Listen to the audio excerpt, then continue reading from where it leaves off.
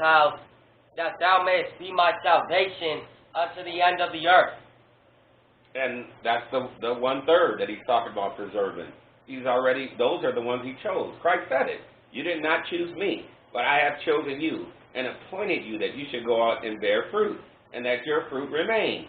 You remain every day of your life, not just on the Sabbath, not just when you think it's convenient. He's saying every day of our life to continue in the laws. 2 Ezra 7:19 through 24. 2 Ezra 7:19 through 24. And he said unto me, there is no judge above God, and none that has understanding above the highest. So there's nobody above the Most High God, Yahweh. There's nobody above him, because we all going to be judged by him. Read. For there be many that perish in this life, because they despise the law of God that is set before them. For God hath given straight commandment to such as came, what they should do to live, even as they came, and what they should observe to avoid punishment. So he's making it crystal clear. He's given us these laws, statutes, and commandments. This is why Yahshua said we have to choose this day as to whom we're going to serve. But as for me and my house, we're going to serve the Most High God, the God of Abraham, Isaac, and Jacob. Read. 24. Nevertheless, they were not obedient unto him, but spake against him, and imagined vain things, and deceived themselves by their wicked deeds, and said of the Most High, that he is not, and knew not his ways, but his law have they despised, and denied his covenant, and his statutes have they not been faithful, and have not performed his works. And he's saying it crystal clear, because the ones that don't want to continue on, he's saying it. He's saying they just went off, they went astray, like the prodigal son. But he gave us great commandments on what we should do to live, but a lot of people just don't want to do it. They want to continue on in the mud and the mire. They want to go with the imaginations of their own evil hearts. That's what a lot of people do in this society. But everything is in the scriptures. All we got to do is follow the script. Read. That's it. 2 Ezra 8:1 through 3. 2 Ezra 8:1 through 3.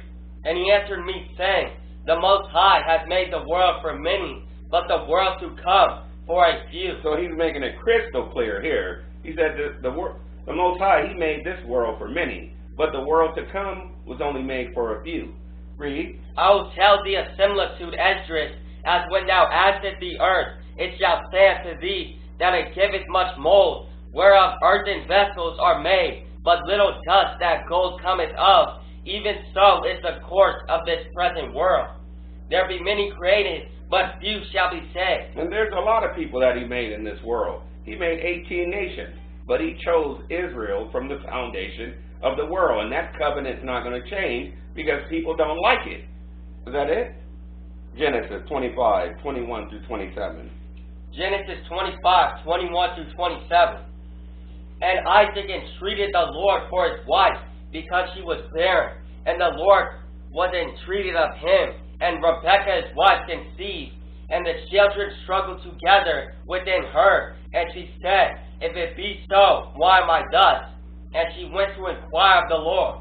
And the Lord said unto her, 2 nations are in thy womb, and 2 manner of people shall be separated from thy bowels. This is going back to the birth of Jacob and Esau. That's what this is getting into. Read on. And the one people shall be stronger than the other people, and the elder shall serve the younger. And Esau is supposed to be serving us now.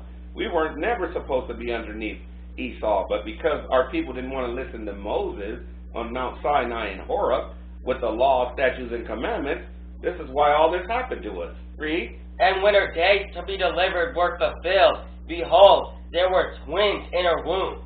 And the first came out red, all over like an hairy garment, and they called his name Esau. This is the birth of Esau and Jacob here. Read. And after that came his brother out, and his hand took hold on Esau's heel, and his name was called Jacob. And Isaac was 80 years old when she bare them.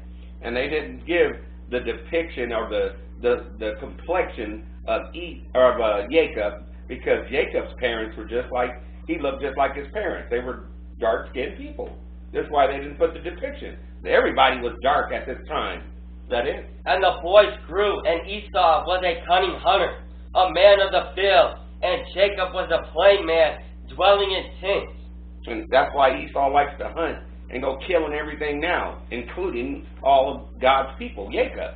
They're always wanting to go kill everybody, because this goes back to the foundation of the world. They've been doing it ever since. Is that it? 2nd Ezra 6, 1 through 9. 2nd Ezra 6, 1 through 9.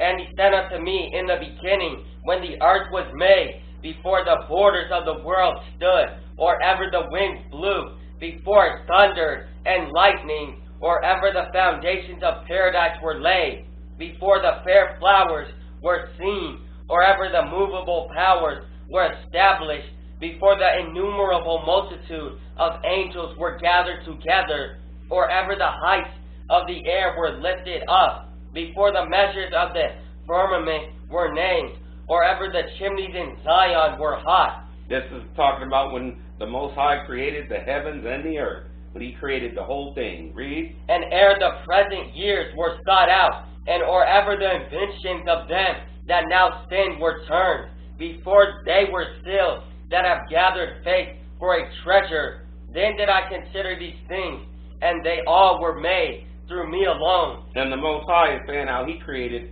all these things, the heavens and the earth, and created all the people. He's the one that did this. No man did this. Esau's got this all mixed up. But he's going to be confounded real quick. Read. And through none other, by me also they shall be ended, and by none other. Then answered I and said, what shall be the parting asunder of the times? Or when shall be the end of the first, and the beginning of it that followeth? And he said unto me, from Abraham unto Isaac, when Jacob and Esau were born of him, Jacob's hand held first the hill of Esau. This is going back to Genesis, the one he was reading prior to this. How Jacob held Esau's heel. Read. For Esau is the end of the world, and Jacob is the beginning of it that followeth. And this is that kingdom that we're waiting on and we're getting ready to get. We got next. We're going to get that New Jerusalem. This is what the Most High God is saying. So it doesn't matter about people's feelings or their emotions. He declares the end from the beginning, and His counsel is going to stand. And with that, we're going to give all honor and glory to Yahweh by Shem HaMashiach. Shalom. Shalom.